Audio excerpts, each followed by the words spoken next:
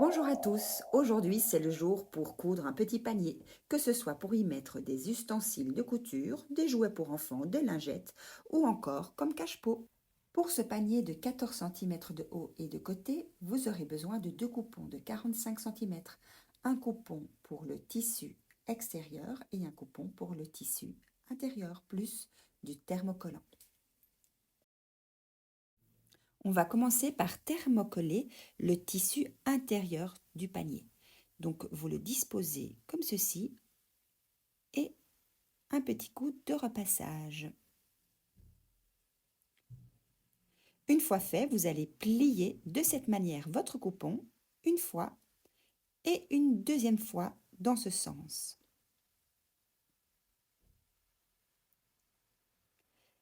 On a bien la pliure de ce côté-là et en dessous. On va devoir couper un carré de 15 cm.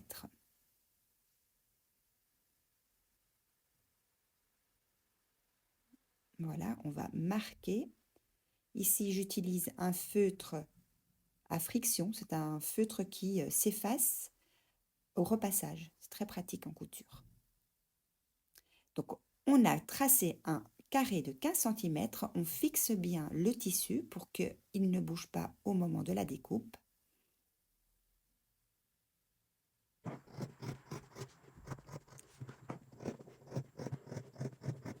Voilà, on enlève les épingles. Avec ça, c'est un tissu qu'on va garder pour un autre projet. On n'en a plus besoin. On enlève les épingles.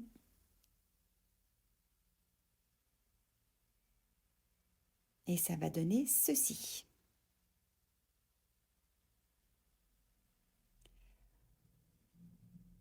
On va plier le tissu comme ceci pour former le panier. Donc le tissu est endroit contre endroit. On met bien bord à bord et on place des épingles. On fait ça pour les 4 côtés.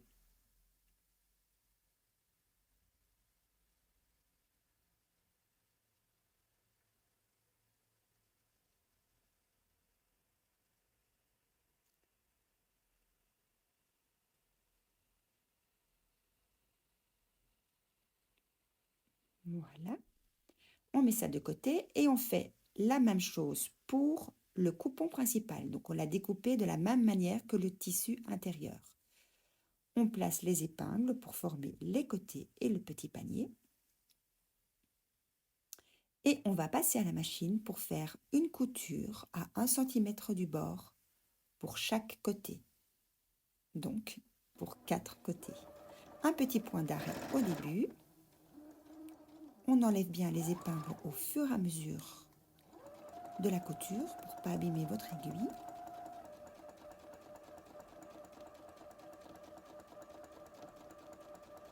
Et un petit point d'arrêt à la fin de votre ligne.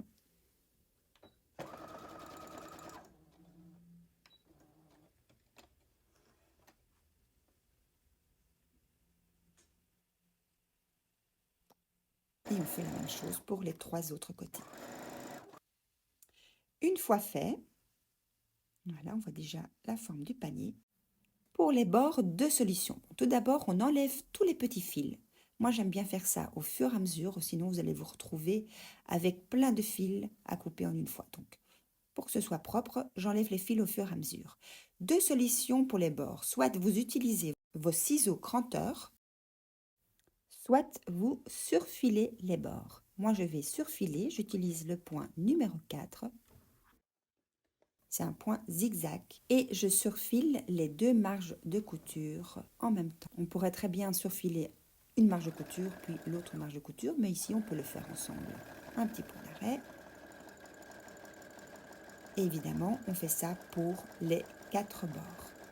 Ça va empêcher votre couture de s'effilocher. On enlève les petits fils et on retourne le tissu sur l'endroit. On fait bien ressortir tous les angles.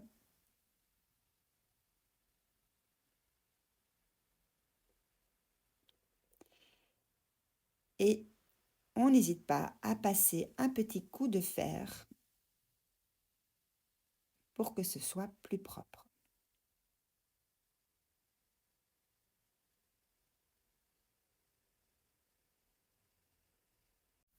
On prend le tissu intérieur et on va faire la même chose, c'est-à-dire qu'on va coudre 1 cm chaque côté en laissant une ouverture sur un des côtés. Voilà ce que cela donne. Donc il y a bien une ouverture ici qui va permettre de retourner le tissu sur l'endroit par la suite. Alors ici, soit on surfile, mais ce n'est pas tellement nécessaire. Bon, d'abord les petits fils, enlever les petits fils. Mais ici, donc, on va dégarnir les marges de couture avec des ciseaux cranteurs. Vous pouvez évidemment utiliser des ciseaux traditionnels. Les ciseaux cranteurs vont permettre au tissu de moins s'effilocher. Voilà, donc on va faire ça pour les 4 côtés.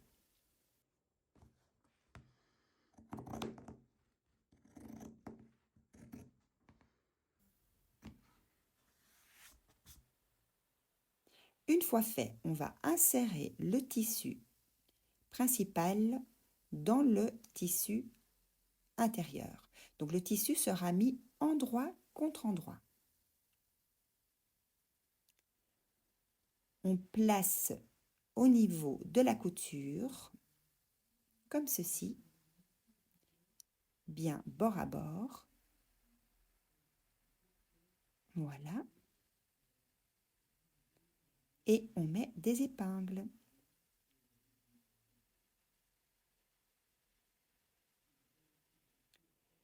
Alors, je mets les marges de couture d'un côté pour un coupon et de l'autre coupon, je le mets de l'autre côté. Comme ça fera moins d'épaisseur. Encore des épingles. On vérifie bien que tout soit bien mis bord à bord. Et n'hésitez pas à mettre des épingles tout autour.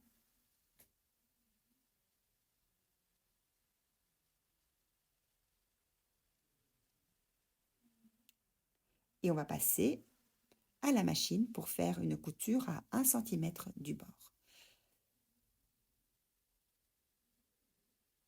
Voilà, j'ai enlevé le bras de la machine. Et c'est parti, on enlève les épingles au fur et à mesure. J'ai pas fait de point d'arrêt au départ parce qu'en réalité, comme on fait le tour, eh bien à la fin, je ferai le point d'arrêt quand c'est fait.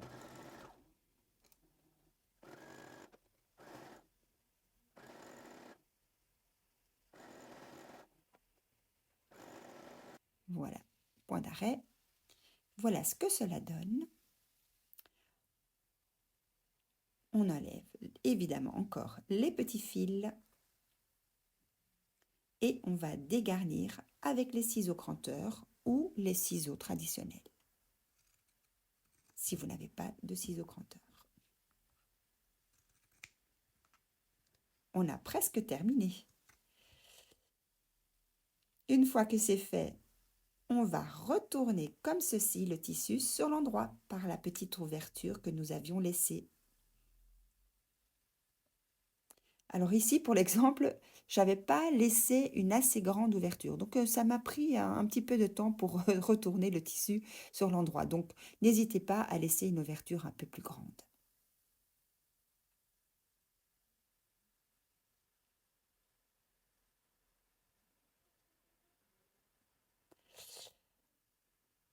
Il nous reste, bon, déjà à repasser un tout petit peu tout ça et refaire sortir les angles et refermer cette petite ouverture. Pour cela, il y a 2 solutions. Soit vous faites un petit point à la main, un petit point d'échelle.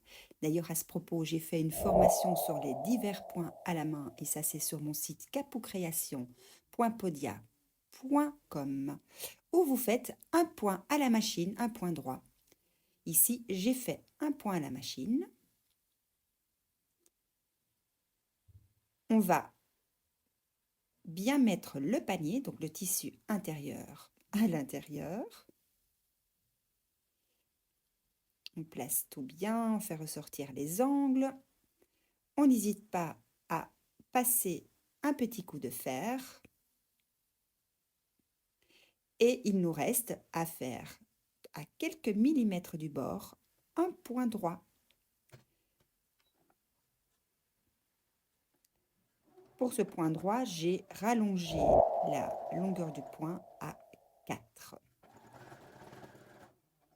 C'est un point de surpiqûre en réalité. Un point d'arrêt à la fin.